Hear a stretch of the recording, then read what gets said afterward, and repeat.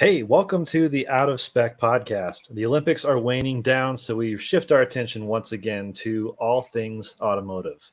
I have with me Kyle Connor, of course, of Out of Spec, Ben Spreen, and Mike Breeling. And we're going to bring many topics to the attention, such as the Morgan Plus 4 CXT, pretty much the coolest vehicle I've ever seen. Lamborghini Countach is coming alive again, theoretically. And we've been driving some interesting things like the Nissan Frontier pre-production prototype. And Kyle has been in Moab. So let's start right off with what have we been driving?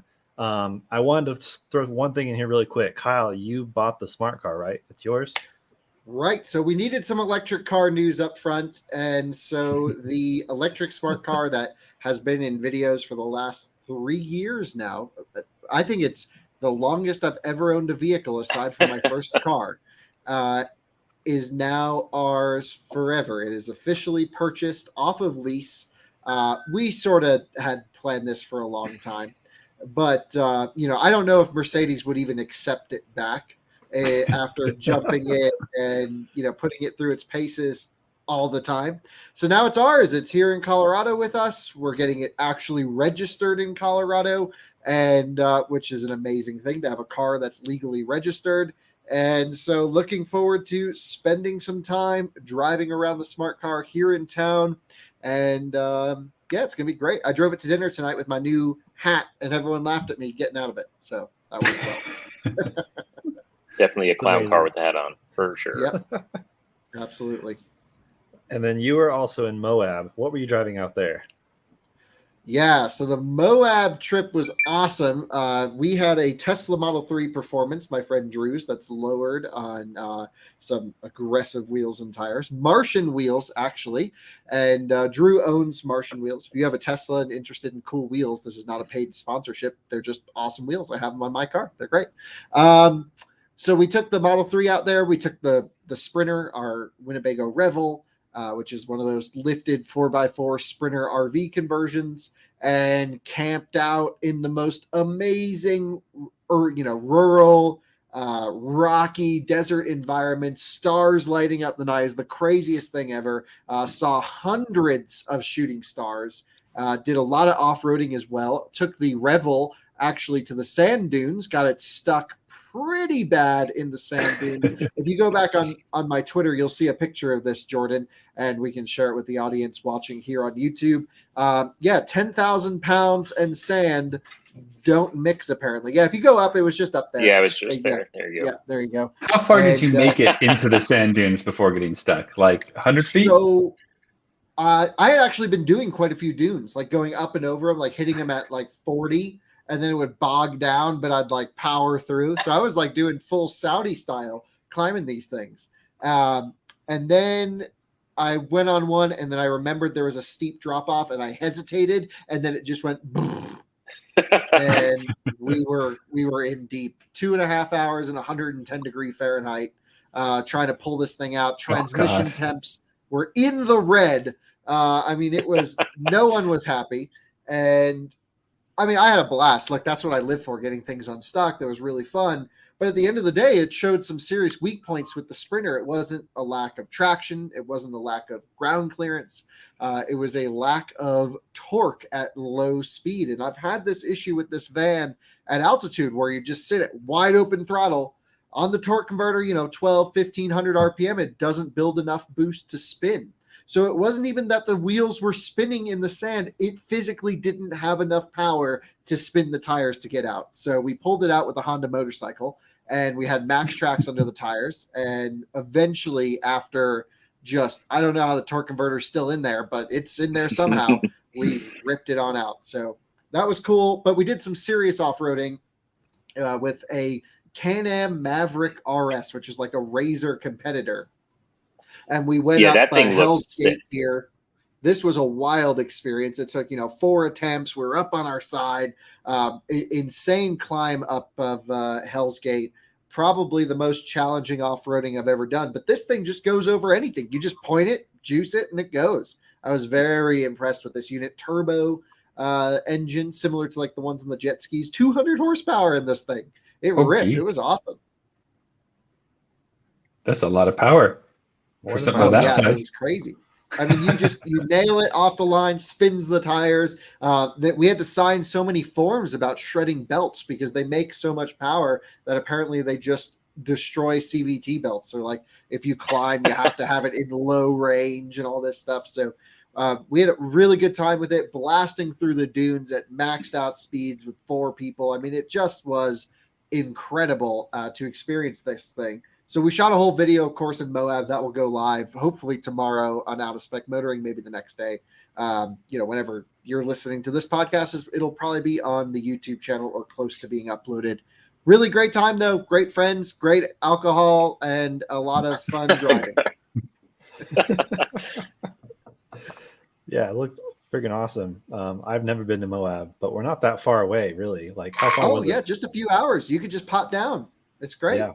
Not with No I-70 excuses. being closed. For those who don't know, Interstate 70 is broken in Glenwood Springs. The whole pass has just wiped the highway away. So our main corridor to the west, Ellie, sorry, my dog is freaking out over here. The main corridor to the west is closed, completely shut down. You have to go over 3 hours out of your way to go outside of Denver. So all of the truck traffic, car traffic are now diverted on these tiny mountain passes, and it's just a disaster. And some of those are starting to close because of damage from the use. The roads are terrible. Awful. And wow, that sounds awful. I didn't even know about that. Yeah, I mean, this is the true pandemic going on here in Colorado, but it's pretty wild. Can't go west. And then lastly, you've had the Frontier, which I wanted to talk about because we also had the Pathfinder in that same gorgeous green color.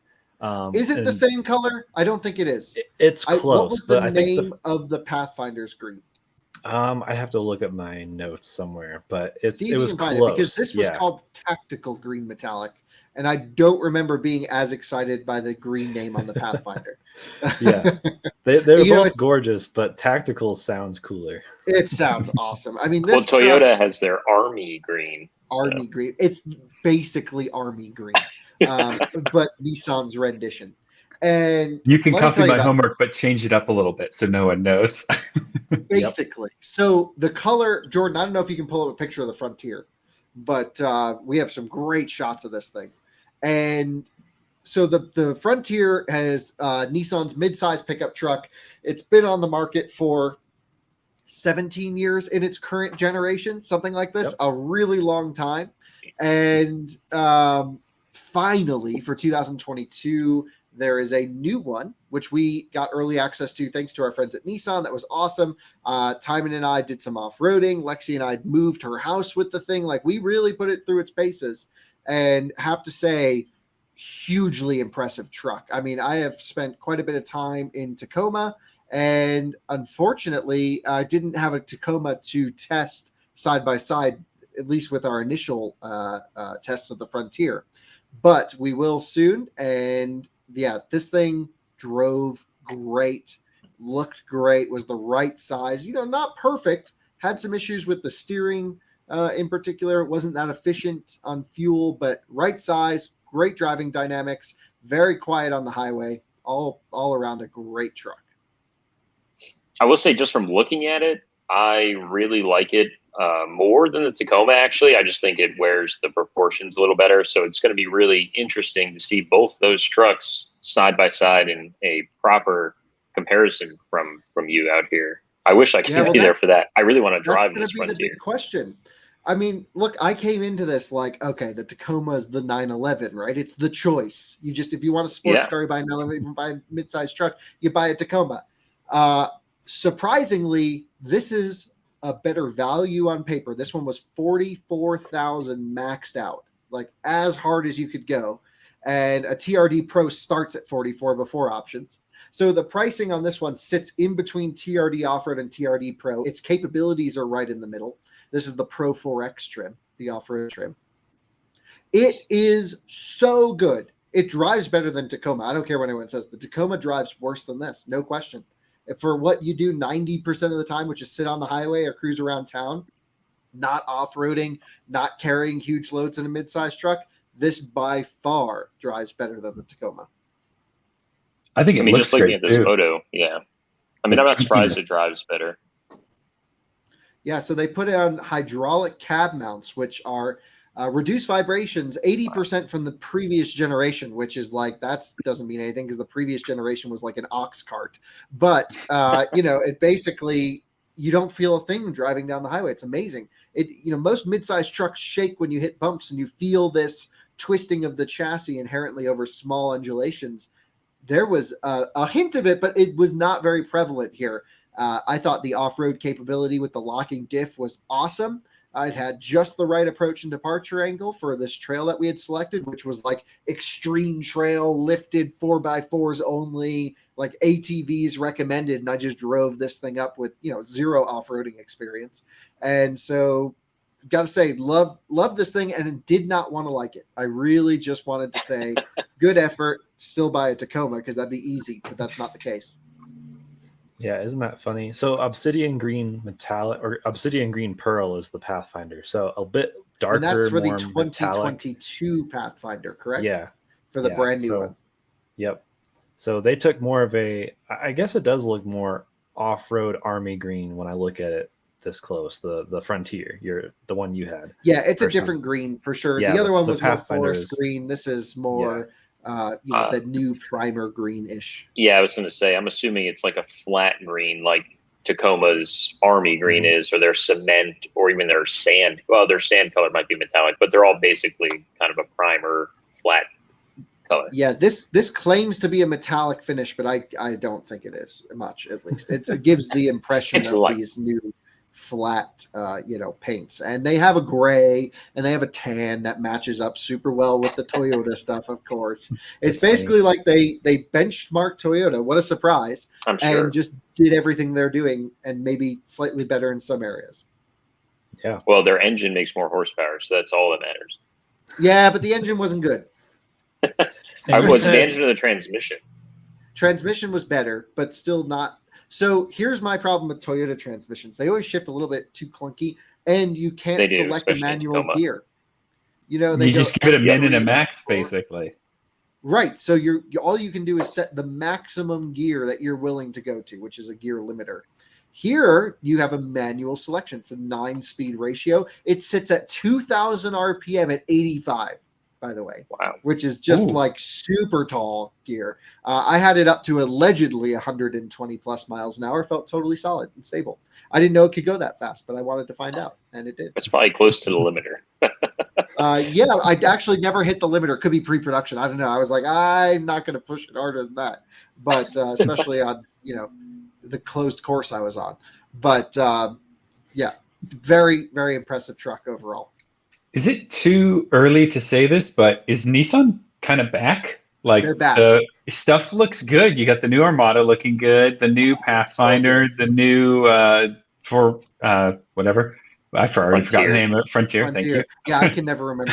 I always want to say Forerunner. I don't know why. Yeah. Well, the Forerunner has not been redesigned yet. Oh, I know. And then Leaf is kind of just doing its own thing off to the side. Well, Leaf just Z got a coming up. Upgrade though. It did? Did you hear about this? They rather than upgrading the product, slashed the price. So it's now under $20,000 with the federal tax credit. It's the cheapest new EV on the market. It's $27,000. The Leaf still qualifies for the full tax credit. I thought they didn't anymore. They do full credit. Oh, okay, they must be close to not. I mean, they must be. But the only automakers that the tax code does not allow the full $7,500 federal tax credit are American EV automakers. Tell me how that makes any sense whatsoever. I know. Good job for starting an American company and selling EVs. We're going to give everyone else an advantage. Well, truthfully, I would just not have assumed American manufacturing in general to have been the ones to get to that goalpost soonest. Yeah, that's the other flip side. That's, well, look, Ben, there's not always a ton of planning going on at the government, as you know. So, look, at the end of the day, Tesla doesn't have the credit, but you can go buy a Volkswagen ID4 and get a $7,500 credit. I don't know how that makes any sense to the end user. So we'll see. we'll see what happens. There's a whole bunch of stuff going on with the federal tax credit, but Leaf's a great value. $50 a month leases here in Colorado. Insane. Ooh. Yeah, if there was something like that here, before I got my e-tron, we were looking at a Leaf because I think there was a dealer offering, I think it was like $0 down, and it was like $80 a month or something. I think it was for 2 $90. years. Yeah, $99 a month or something. Yeah, it might have been like $99 down or something crazy like that. There's a dealer in Nebraska, I think, in one Midwestern state, that if you leased a Titan, or if you bought a Titan, you got a free Leaf lease for 3 years. I like that. I heard about that. That's not the first time dealers have done that, but it's always a cool idea. I mean, you get your big old honking truck with a 5.6 liter motor and your little runabout town that you don't have to worry about, putting gas in your truck all the time potentially. Yeah, or the depreciation, right? So you're taking whatever your 3-year lease is. Let's say it's 30,000 miles over the 3 years. You just took that depreciation off your truck and stuff it in this car for free. Yeah, Brilliant. I'm just imagining the sales interaction. Oh, what kind of gas mileage does this Titan get? That won't be a problem. We've solved You're that one for you right away. Drive it. yeah, for the most part, right? We got you a second car for the gas mileage thing. That is an interesting way to combat fuel standards. Every V8 comes with a free electric car. Is that what they mean by net zero? Yeah. Mandatory fleet average emissions. That's an interesting one. Well, yeah, I got to say, Nissan's really turning things around, Ben. I've spent time now in the new Rogue, the Pathfinder, the Frontier, the Armada, the Sentra, the Kicks, which is probably their worst offering. The Sentra is really good. 47 mpg, something like this, in our 70-mile-per-hour highway loop. An insane And it's not a number. hybrid. Not a hybrid, just CVT normal. And it's not even The mild CVTs aren't hybrid. terrible. No, it's just a basic. No, they've gotten a lot better. Yeah. Do we know when Aria launches? That'll be an interesting product to see. Are we allowed to know? Better soon question. Enough. From what I'm hearing, it's not quite there. They are doing U.S. testing now. So there's a group that just took an Aria across the country that we've heard rumors of them going around in a couple cars. So they're doing their due diligence, making sure it's going to work here. But I think it's not going to happen before the end of the year. Okay. Is that going to have CCS charging finally, we think? Yes. Chatamo is officially dead with the launch of Aria. Thank God. And for our viewers who don't know, who may not be electrically inclined, Chatamo and CCS are two electric vehicle standards. Chatamo is the Japanese standard that iMeave had, that plug-in hybrid Mitsubishi Outlander had, Leaf had, a few other vehicles had it. Tesla actually operates on the Chatamo communication standard here in the U.S., but that's now dying, and CCS is the new German standard that's taking over our country. There we go. Well, on the not EV spectrum, I wanted to talk about something that came out of the blue for me, the Morgan Plus 4 CXT. So Kyle, you've driven a Morgan Plus 4. I don't know if the other guys have. What do you think of Morgan just as a company right now? They're this weird niche, like they are known for road cars, but then they put out this, or maybe it wasn't them, but someone put out this Morgan CXT, which is like it was Morgan. off-road. Yeah, off-road it's a factory thing. Yeah, I think this is like the coolest thing. Like, I mean, before I saw the headline, I just saw the photos, and I was like, "This is completely rad." Oh yeah, Ben, I have so much to share on this. I know. And let me just preface this really quick. I've done 2,500 miles on a road trip in the previous Plus 4. This is built on an entirely new chassis using a BMW engine, and Ben can explain what this crazy thing is about, because we are all diehard Morgan enthusiasts here. Yes, thank God, because I have a suspicion that Morgan's going to be the first car. Well, it's one of the first cars built, and it will probably be one of the last cars built. That's 100%. Like as we know it, because they've been doing the same thing for 110 years, and at this rate, it seems like they're going to just keep doing it. And I don't think they'll have a problem. That's, by the way, what CX stands for. It's Roman characters for 110, and T is for trials. Trialing is sort of a off-road. It's more of a two-wheel drive thing. People would do like a Beetle even and drive up a muddy hill, basically. It's sort of a very popular, like a hill climb type thing. Exactly. Yeah. And so this is sort of that bit of their heritage coming out. Unfortunately for us, I think they're only making 7, and they're somewhere around 235,000 US. So out of And the they're all budget, sold. just slightly. Yeah, and they're all sold. But this thing's cool. They, I think, had Rally Raid UK come in to help do suspension tuning, and so they've raised it a little bit, but they didn't want it to be all monster trucky. So it's sort of a really good fit of everything. This is one of my favorite things on that photo we're looking at there. You see that little saddlebag on the fender? That's an air filter for the engine. No way. Is that cool or what? What? Okay, so it just looks like a bag? Yeah. That's amazing. Wow. That's cool. I did not know that. You never even told That's me really that. good. Oh, oops. So the thing is with Morgans, they lead to the best automotive memories and experiences. Ben, you and I drove an orange A three-wheeler. Morgan Yeah. three-wheeler in North Carolina, which was one of the best days ever. And I've driven multiple other three-wheelers now, some with like tuned kits that are straight piped, and you just drive like a complete ass and no one cares because you're in a Morgan, and that's awesome. Yeah. And- I've driven. Okay. Go ahead. I was to say I drove a like a four-wheel Morgan not long ago. Well, it's about a year ago now. I drove one of my clients had a +8. It was, I forget, it was like a 90 something. So it had a Land Rover Jaguar V8 in it. And that was a good car. I mean, that was really cool. It was a little bigger because it had that larger engine. It wasn't necessarily faster though, because it was, not the most modern of engines out there. But it was it's a cool experience because you're in this thing that's very vintage. It feels vintage, but at the same time, it's a modern car, at least by build date. So it's not falling apart or deteriorating. So it's the only way to get that sort of experience in a semi-like new context that you would with those cars when they were new. Beating the crap out of it, but when you do pull up to a you gas can drive station it. and people are like, "What year is that thing?" And you're like, "Oh, it's a 2020." They're like, "What?" Yeah, the look on people's faces. Someone asked on that one, they're like, "What year is it?" I'm like, "Oh, it's a 97." They're like, "What?" But even that was confusing. 1897. But that's the best part about Morgans. You just drive the crap out of them. They honestly take a ton of abuse, and they are my favorite car company. As Ben said, I truly believe they will be around forever doing the same thing as long as they're crazy enthusiasts like us to keep them in business as long as people watch a few more videos than they are now. Yes, we need to watch a lot more videos. Just gonna get that out there. I know the Morgan video watching three-wheelers people on at least two of the people's here's lists of cars to own one day. Yep. If not the +4 at this point.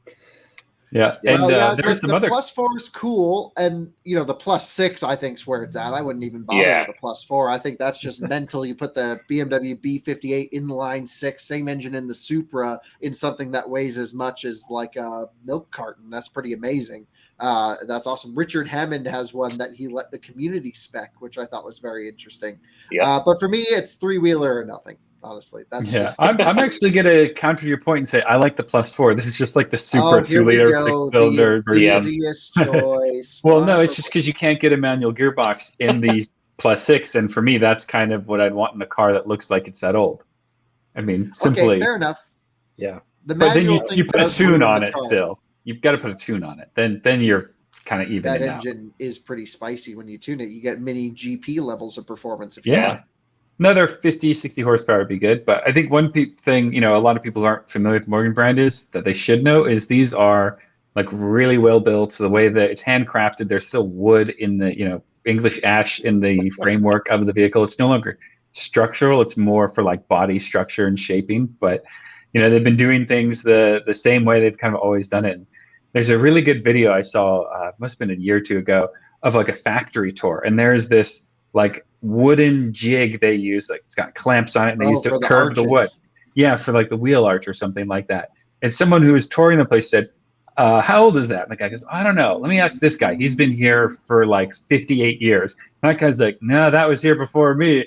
And I think they ended up coming to the conclusion that this like jig they had was somewhere in the neighborhood of like 70 years old or something, and they were still using it. That's pretty awesome. That is special.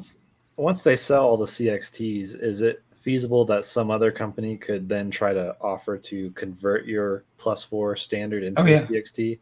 Or is there not enough? But there's no customer base for that. That's what I was going to ask. How many of these sell? Like how many? None. Zero. Like 10 a year. I mean, they can't build that in many. the U.S. I bet they sell less than 100 a year. Yeah, so I know my friend Dennis owns Morgan West in California. Every time I'm in LA, he hooks me up with a Morgan. He's the best. And yes. he also manages the Morgan press fleet from a dealer, which shows you how small they are. He does it out of the kindness of his heart, potentially. Basically, The yes. media But he vehicles has come like from a no dealer. room. It's just this little garage, but he's like the volume Morgan dealer, and he sells like a couple of cars a month.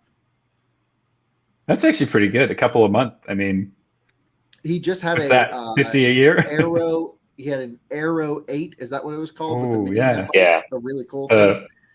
That one that's the cross-eyed? cross-eyed one. Those are One really of my cool, dream though. cars. Yeah, Amazing. I would love it. Well, another dream car for many people was the Lamborghini Countach. I mean, it was on the wall of most people growing up, I feel like, at least up to a Jordan, certain you got to age. turn up your mic a bit. Sorry, maybe it's just me, but I can't really hear you. Oh, gotcha. Yeah, I want to talk about the Lamborghini Countach, which was on the wall of many people's rooms probably growing up.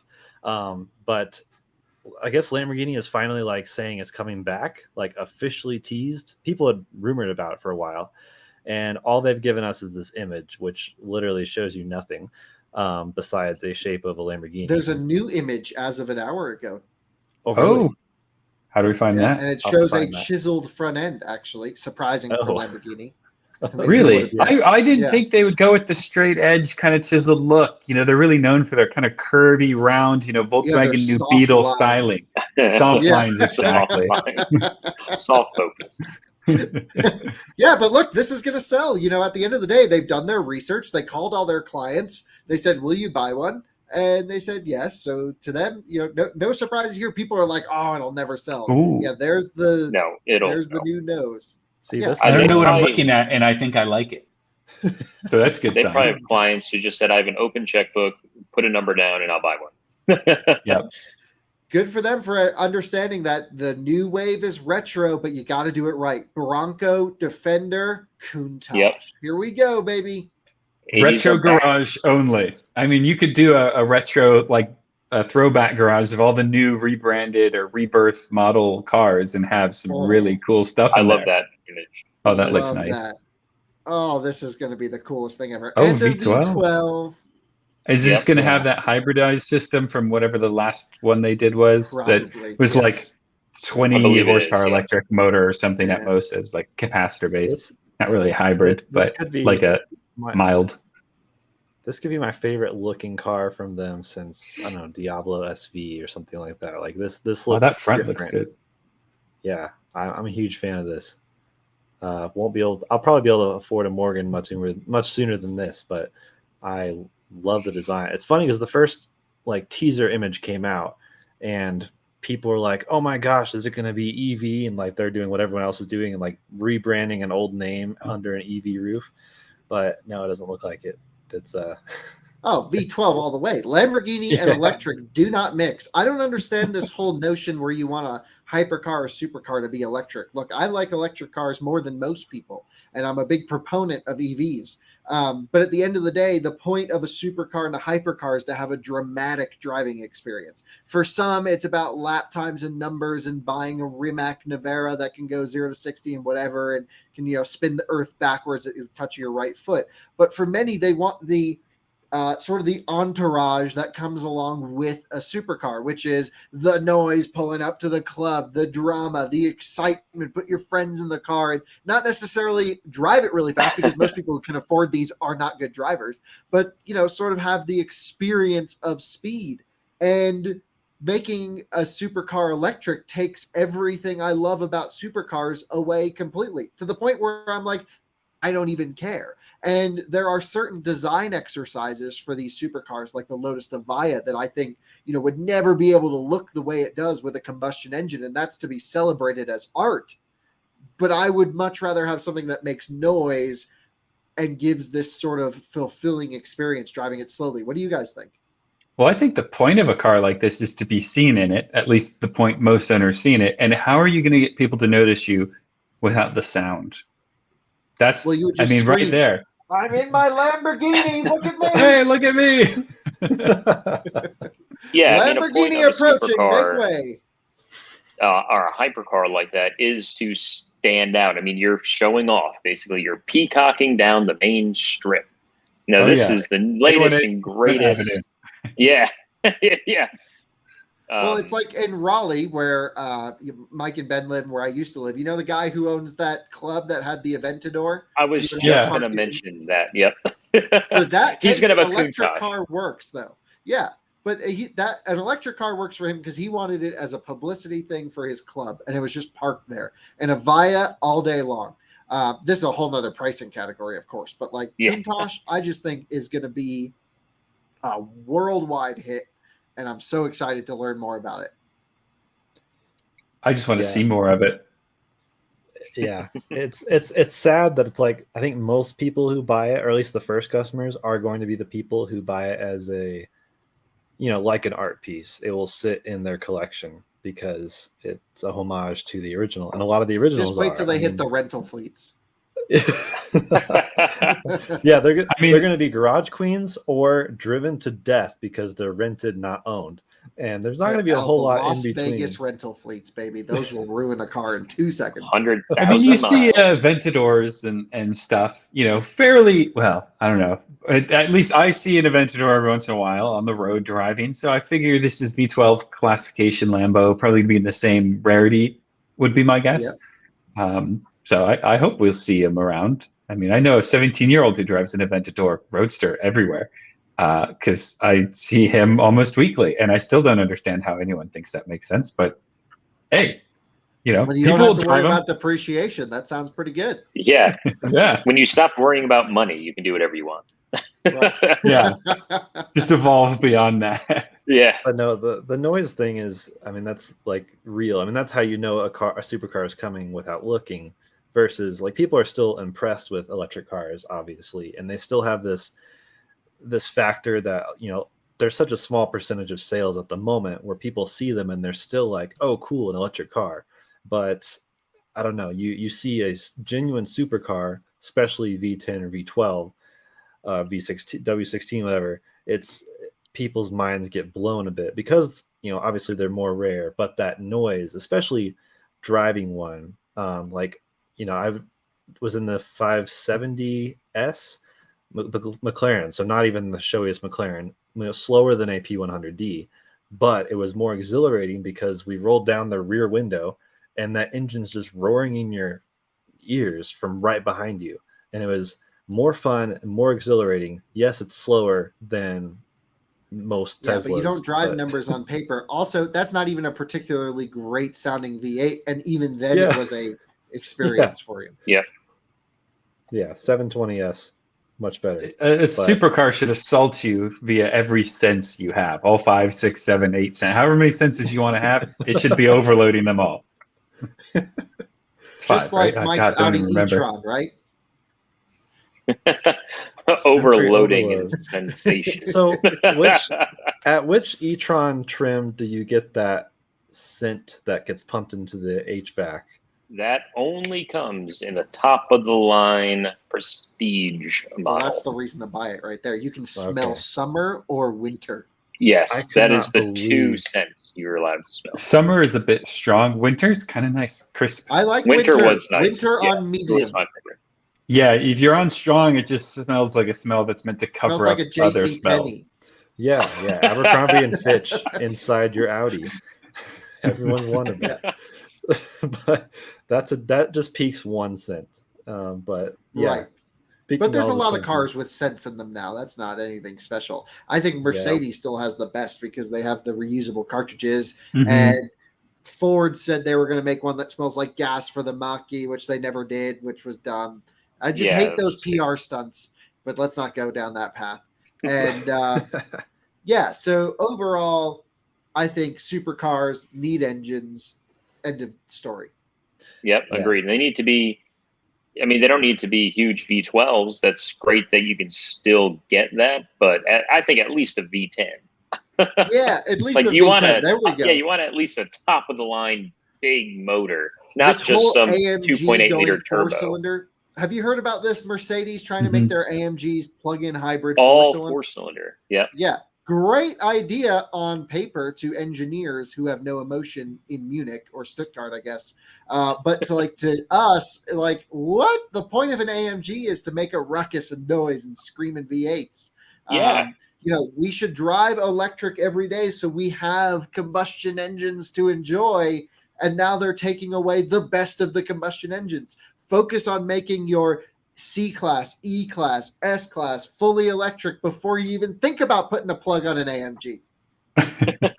Yeah, leave AMG alone. Maybe I'm in the minority. I kind of really am excited about that AMG 4-cylinder plug-in hybrid. I just want to see how it works. It's going to be very interesting. It's going to be very...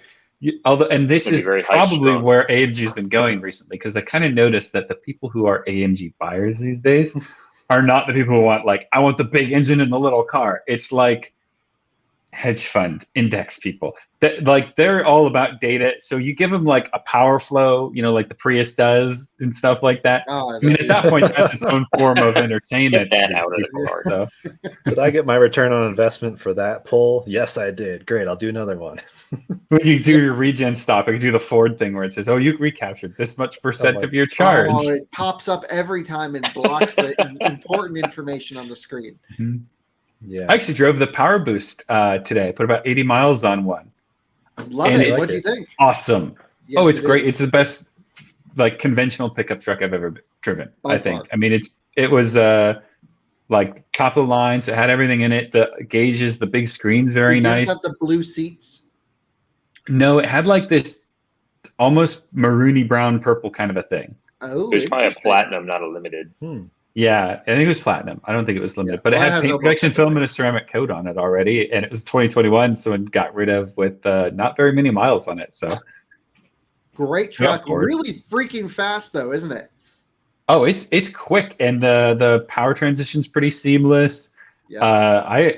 I wish I had a chance to put it the generator, but I didn't have anything to plug into it. I charged my phone on it for a minute just to see it. But I wanted to get the thing to register wattage, but I didn't have anything to use. Yeah, I spent a week with that truck. I had whatever the max one is. Was it limited? A limited, yeah. Max? Yeah. I had a blue one with blue interior. It was beautiful. And massaging seats, really fast. Felt just as fast as a Ram TRX. But with 300 less horsepower. I don't know how that adds up. Well, I think the limited actually comes with a bigger motor than even the platinum. I think it comes with basically the Raptor motor. With the power boost? I thought the power boost. All right, yeah, now with the power boost, you're right.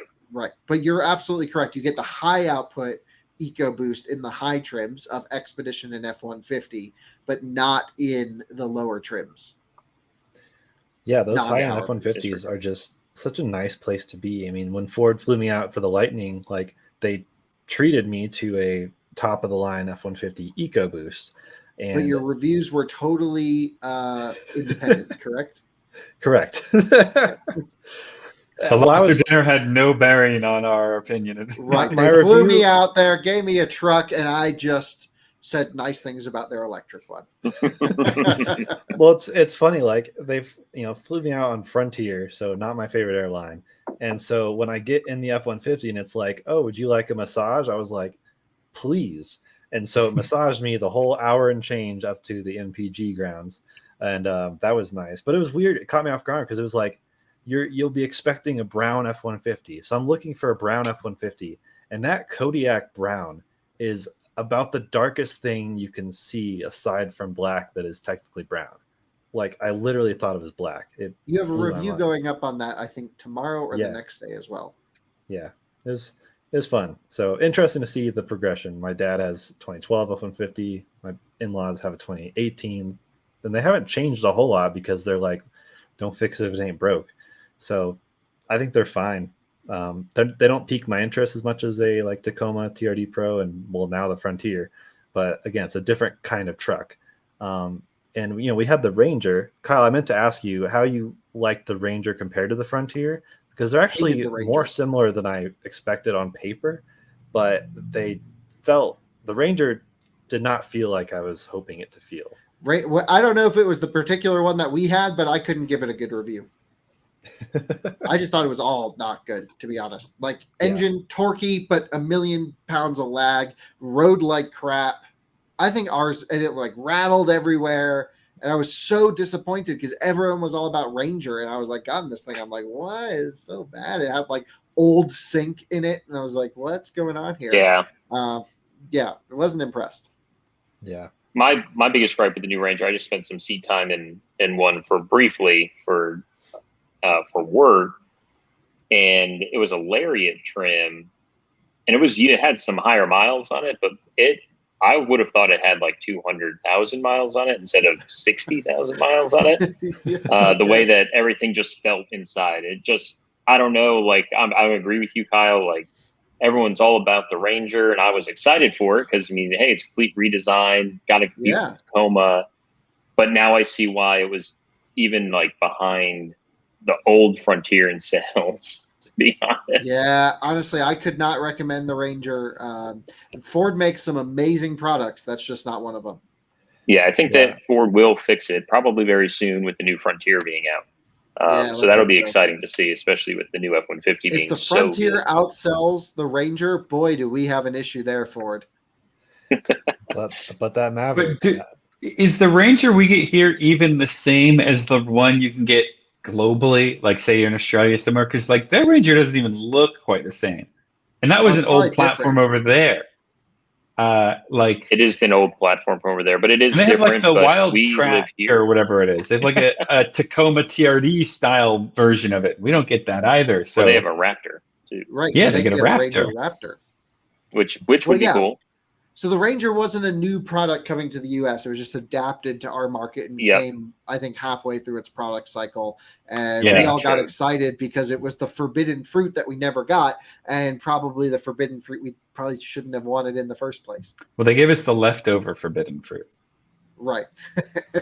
It expired in a couple of months, so let's ship it there. Can I switch gears for a second and tell you about how terrible my Tesla service experience was? Yes. Oh, please do. We have to talk about Tesla on this podcast. Yeah, well, of course, they're the most important automaker to our channels. They get the most views, they have the most interest, and honestly, they're doing some really awesome things. I really am a big Tesla fan, but I was not a fan of my experience this week. And it wasn't terrible. It was just kind of like a lot of little annoying things that shouldn't have happened. So I'm going to chalk it up to a brand new service center that had just opened down, a couple miles down the road from my house. It's, new managers, not from Tesla before. So you have new people to the brand trying to run a new service center. I'm sure a lot of it's remote, trying to figure things out. But at the end of the day, scheduled a service appointment through my app, and that worked out great. All scheduled good. Then I was like, here's what's wrong with it. Can you please fix it and provide estimates? Yes. I said, here's exactly what I need done. And I was, very blatantly honest. I said, I need both upper control arms replaced because they're squeaking. I need my passenger seat adjustment switch broke off a year ago, and I've been hesitant to bring it in. So, basically said, you need to fix that too. They said, sure, no problem. $158 to replace the control arms, $128 to fix the seat. I'm like, how can it be that bad cheap? At all? No, amazing. So I said, go for it. Let's do it. Sounds also, good. just to pause you real quick, your car is not covered under the warranty anymore because you've driven 90,000 miles on it. So yes, this sorry, is all I should have made out that of your own pocket now. Yeah. Right. It would have been under warranty, but I'm mild up out of it. It's 4-year 50. And then the battery's 8-year 120,000 on Model 3 long range performance is mine. So dropped it off, all good. Actually, Timon and Alyssa went to go drop it off. I didn't even do that. Sounded like it was all good. And then they hit me with my invoice, and it's like almost $2,000. And I'm like, ooh, where'd that come from?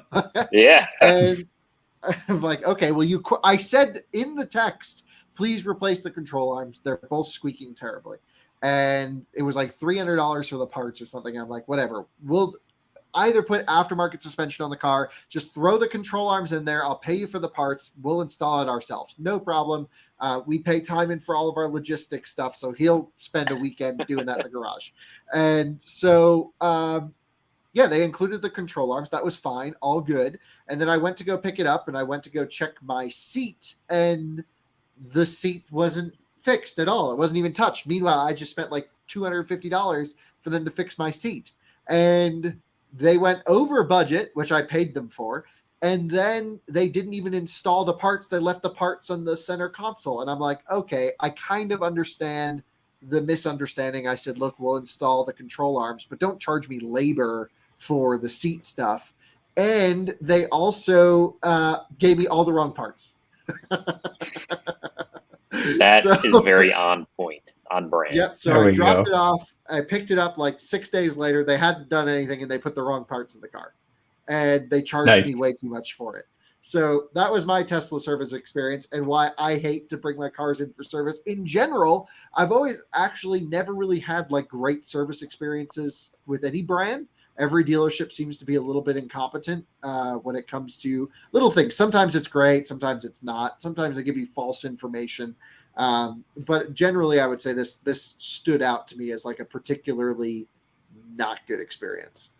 Mm-hmm. I think the problem especially with getting a Tesla service, because your situation is very similar to some of the ones I run into, whereas anytime you do anything other than here's a problem, please fix it, and then if that's your whole interaction, it should be fine.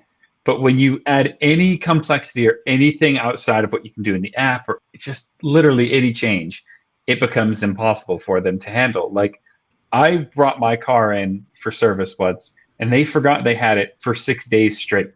They hadn't started it. That. I dropped it off and I handed the key to someone. I remember that, yeah. And the only reason we did that is because the morning of my appointment, while I was like literally getting into the car, I got a text message saying, "Oh, it's been rescheduled." I'm like, "Well, we're here. It's pandemic. I've got someone to drive me, so I can't really like redo this another time. I don't want to take an Uber. This is at the height of the pandemic, especially." So we dropped it off, gave them the key, and they're like, "Yeah, not a problem. Since it's tomorrow, whatever, we'll just start it then." I'm like, "Great." And I couldn't get in touch with him. I called a bunch of times. There's no way to get in contact with anyone. So once you set something up or make a change, you just got to hope the person remembers or something, because it's just like your suspension stuff. Like everything gets lost in translation. If it's outside of this very rigid format, it just, the system falls apart very quickly. And I talked to the tech, and he's like, "Your car's going to explode because this fabric shield is half off underneath your car." They're like, "Did you hit something on the highway?" I'm like, "No, that thing's been like jumped off a motocross track and off-roaded." Blab happens. Yeah, it's out of warranty. What do I care? It's like, yeah, it's had the shit kicked out of it. And by the way, the battery's fine. Like, this is a felt thin piece. And he's like, "Your battery's going to explode if you hit something." I'm like, it literally will not do anything to protect my car. It's not the battery armor plate at the front or whatever. I said, "Are all the armor plates in?" He's like, yeah, all your armor plates are fine. I'm like, "Well, that's what matters, don't you think?" He's like, "Oh, I guess so." It's just like was all, I don't know, annoying. I needed to complain about it, and they still owe me a refund, and it's been a few days. You're not getting that refund. I'm telling you right now. The amount of like up the chain that has to do, and like people that has to pass through, it will not happen. They're overworked as is. I'll just complain about it and buy another Tesla again one day. That's what we all do. Yeah, that's what always happens. This world moves on. I'll get another one, so I don't have to service it. That'll show them. I was thinking about that actually. I'm like, man, I kind of just want to trade this in and get a Model S, so I don't have to deal with this anymore. You'd probably get a crazy trade-in value. Probably could. So they gave me $35,100. That's decent. For the miles. Yeah. I think you can get more, but that's decent.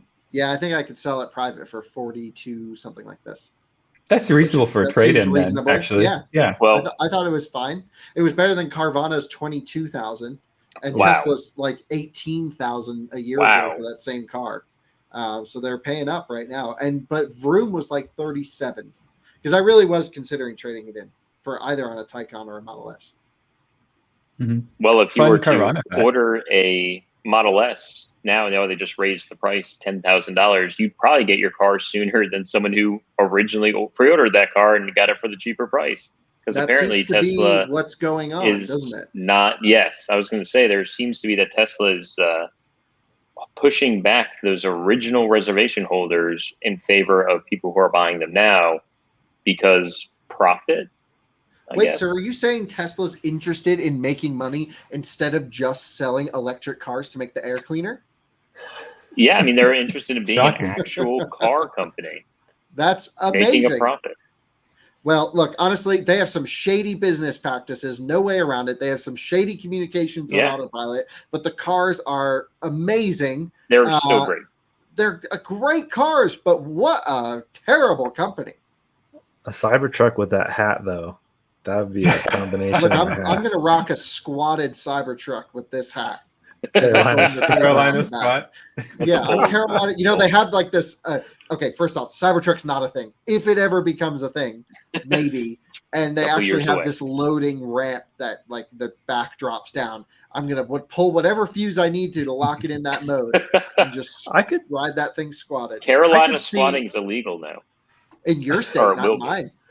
Oh, yeah, I could see Elon throwing an Easter egg button on the screen for the Carolina squat very easily because the suspension can already do it. It would just be the yee button. Well, actually, speaking of Cybertruck, Kyle, you mentioned this Cyberlander thing. Oh, are we going down this road? Yes. Yes. We waited for you. I was wondering. Share your thoughts with the people here, because I know you've got a lot. Oh, I tried to block it Kyle from my brain. Voiced a few of them on Twitter when this first happened. It's the only time I've ever slammed a company on Twitter. And they deserve it. This is shady. Oh, you want to it's talk about a shady business practice? Let's look at Cyberlander, okay? We're going down this thing. By the way, I just want to make something clear. I planned on reaching out to this company for comment before we did our coverages. I set up a call with them. We had everything legit. They totally ignored me. So then I set up another call and I ignored them and I made them wait for an hour and a half on the call. It's just like, you wasted my morning, so I'm not going to do this again. Anyway, they're so shady. I don't know how any of this can be legit. Basically, these guys have an existing company that they install like TV cameras or like CCTV stuff in metro environments, and it's called something or other. Anyway, the same people who run that company started this Cyberlander as a subsidiary of their current company. Stream It is what it's called. I think it's all legit. I'm not saying that what they're doing over there is wrong or bad. I have no clue, nor do I really care. But basically, I think what it sounds like is one of two things. One is all of these guys got together and said, how can we screw as many people out of money as possible? And we'll do that. Or two, it's like a midlife crisis that they're just totally blind to the fact that any of this could be possible. So let me explain what Cyberlander is.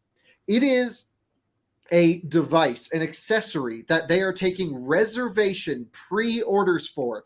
Over $500,000 worth of pre-orders already for a accessory that's designed for a truck that we haven't even seen final production version yet. So let's just think about this for a second. So Jordan, would you mind scrolling to their press page? And I don't know exactly where it is. Yeah, right there at the bottom, click press. Down there, it'll tell you what features this thing has.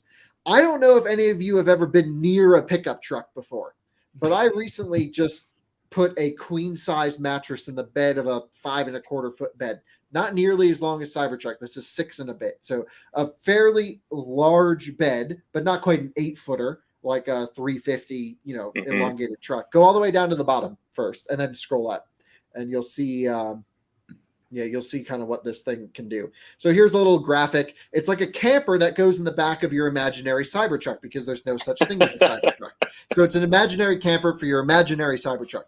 And that's not to say that this won't ever be made. It's not to say the Cybertruck won't ever be made. There we go. Go up a little bit. That was the document. One more, a little bit more. Yeah, just back up. There you go. Yep, that right there. Thank you. Keep it on that.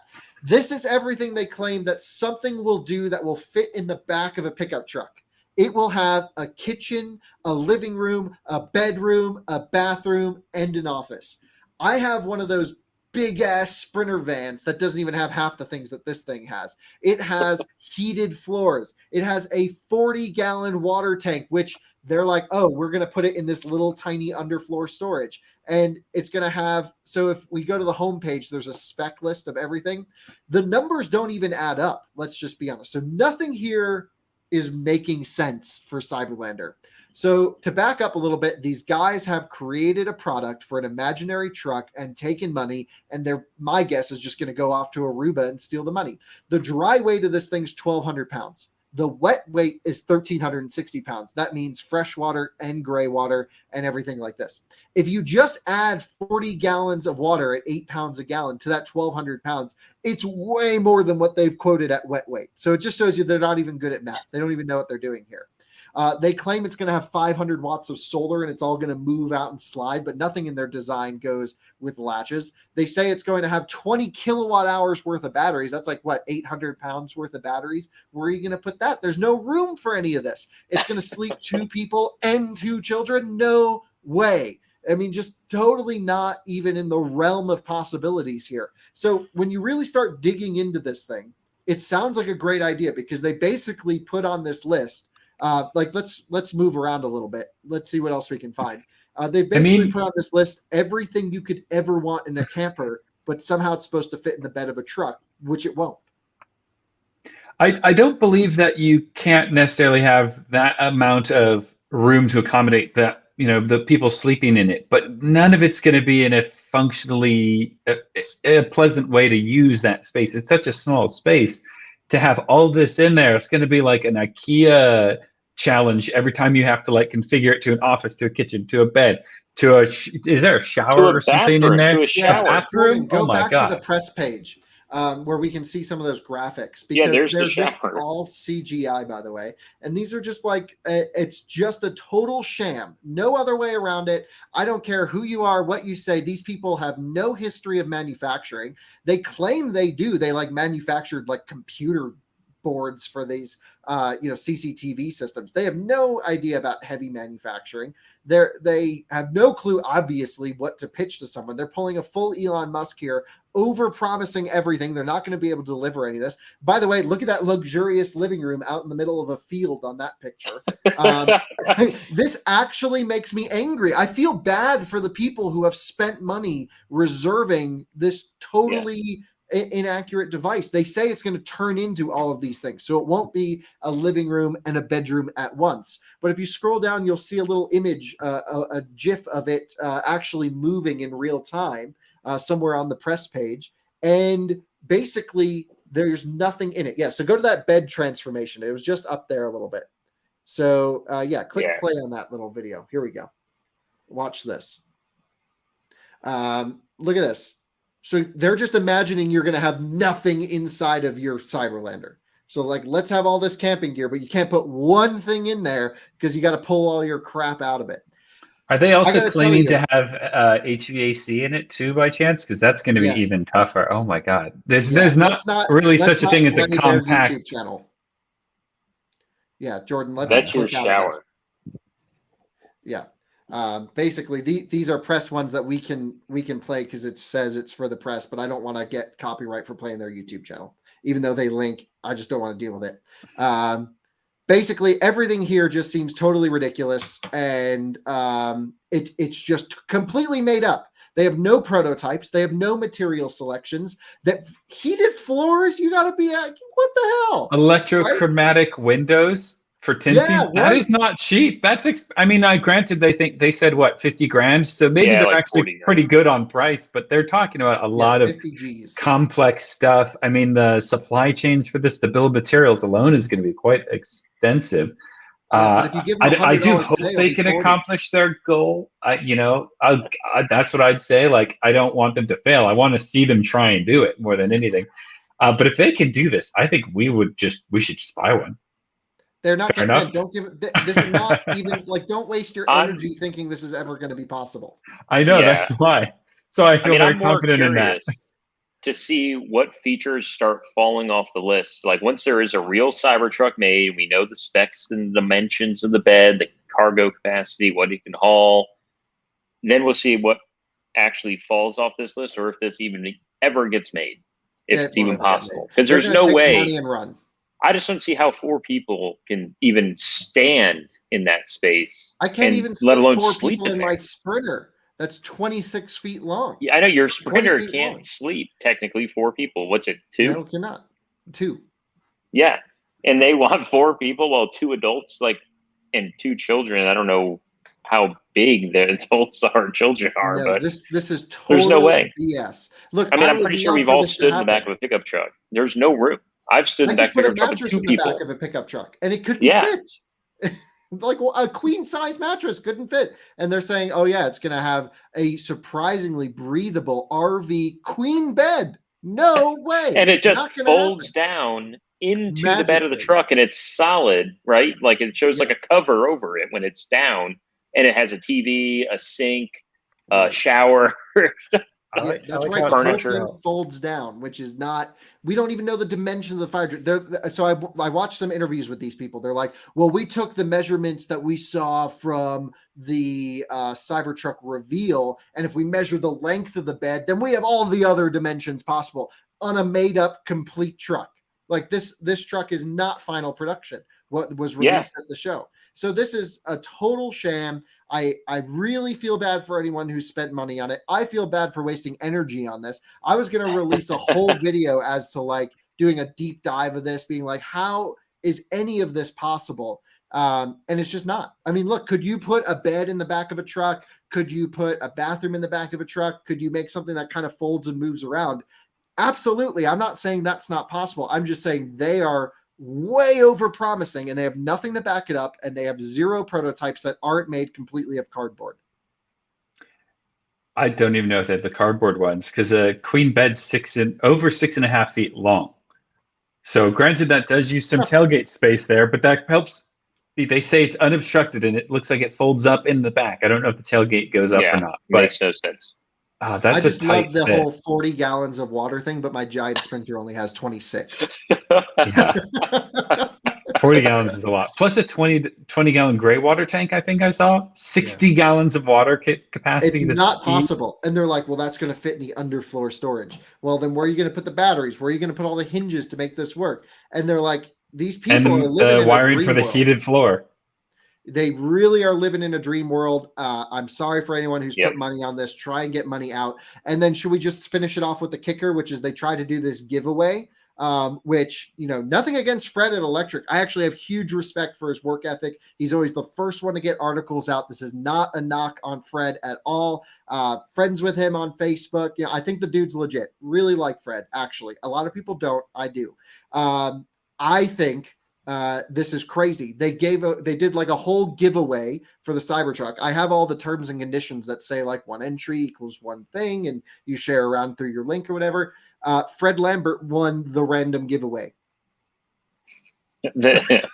This is like the Tesla referral program 2.0. This is referral program 2.0. Total sham, but they didn't really let people know up front. Like I said, I have the terms and conditions. I was going to go on this whole thing. Not worth it. Congrats to Fred, but at the end of the day, bad luck for Electric, bad luck for this company. And the fact that like anyone can enter, but only social media influencers could win, crazy to me. And they're like, well, there were a couple other people on the list who weren't influencers. Yeah, but they shared their links around. Enter to win, one entry, one way to win. That's the way to do it. Don't do any of this BS sites that have bots that make other people's win. That's what really got me annoyed with this whole thing. So at the end of the day, don't want to talk about it anymore, but remember Mike and Ben, you and I spent hours on the phone. We did. We spent that was a long phone call. Yeah. Yeah. It's just the most ridiculous thing. Like off topic of referral program, has Tesla at this point fully, other than the Roadster promises, because I know that car's been out, have they fully given out rewards? Because I feel like they probably haven't yet. I feel like there's a couple win any more cars or anything like that. No, but there are people who've earned them. Have they gotten them all at this point out? Like with the Roadster. Well, yeah, the Roadster is also Model part S of the Performance was an award, or Model X Performance. I feel like not all those made their way out. I don't know if we hear about them. Maybe. And wasn't one of the things that you got to drive the Cybertruck, or not Cybertruck, this Tesla Semi? No one drove a Tesla Semi and posted a video on it. So that never happened. Look, we could go back and say everything Tesla and Elon have promised that have never actually come through. And no, yeah, I'm not trying to lump on them. I was just saying, like, it made me realize, like, how are there outstanding things still that were really exciting at the time? Yeah, there's definitely 100%. Is still. But as soon as I mentioned in a video that they gave me a Powerwall for free, magically I can't find my referrals in my loot box anymore. It happened like a couple days after. So Ben, do you still, if you pull up your thing, can you see referral miles? See.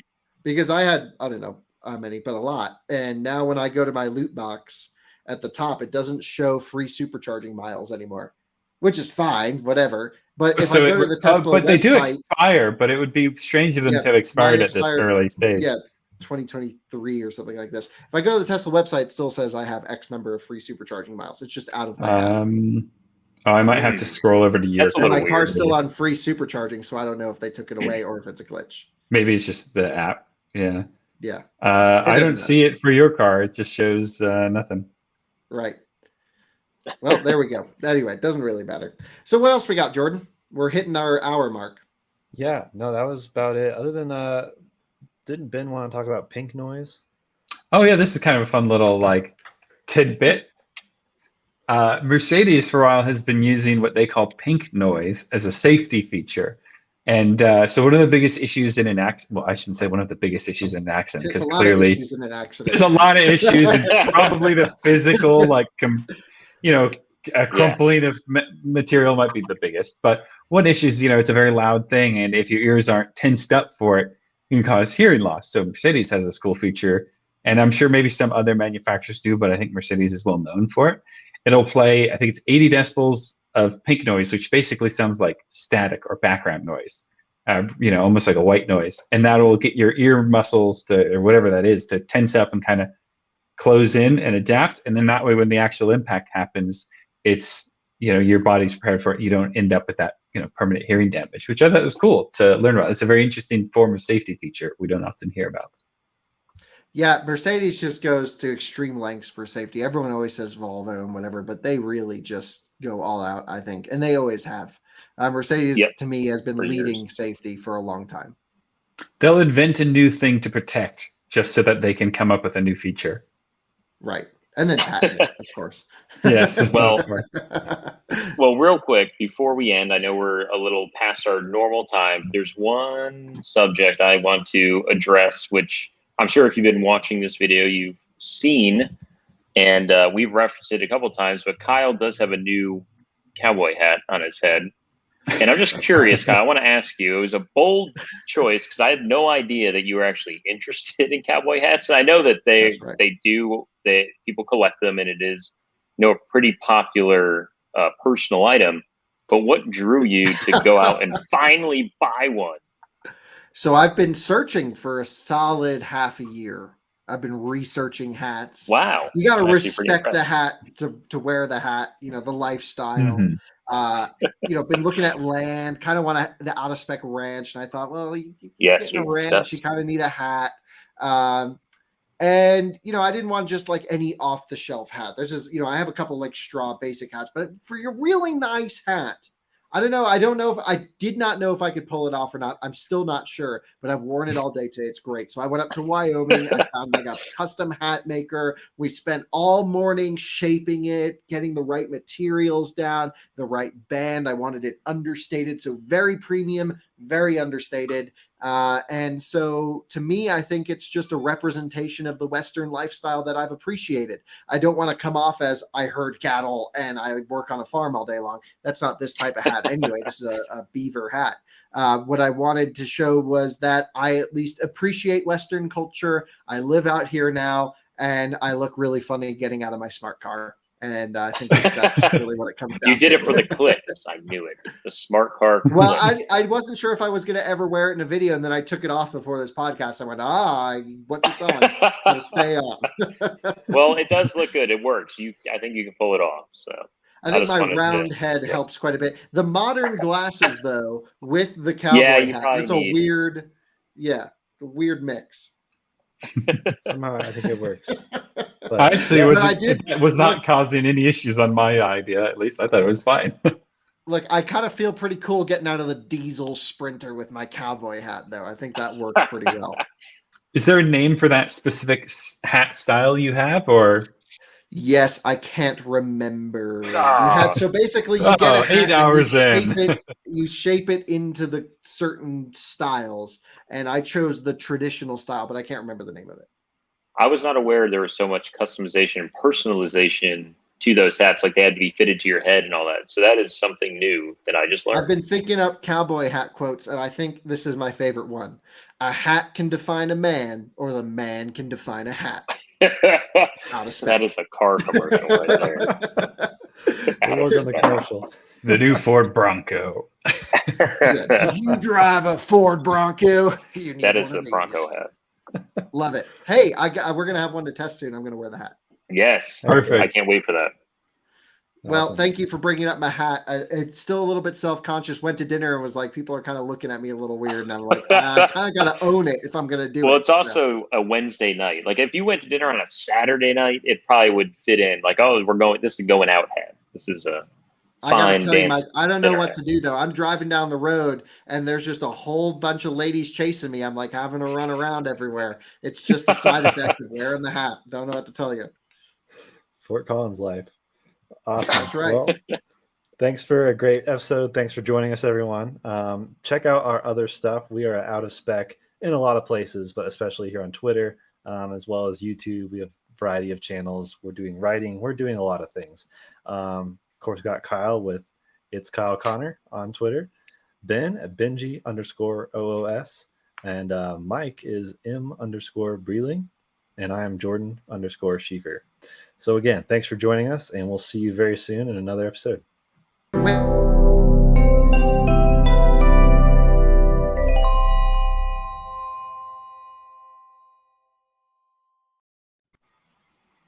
Did you say something? Oh, well, yeah, since we're still recording, I just wanted to say every time I get out of a car that you've connected your phone to, it says Sheaf. And I love that. That should be your Twitter handle. Now you can end the recording.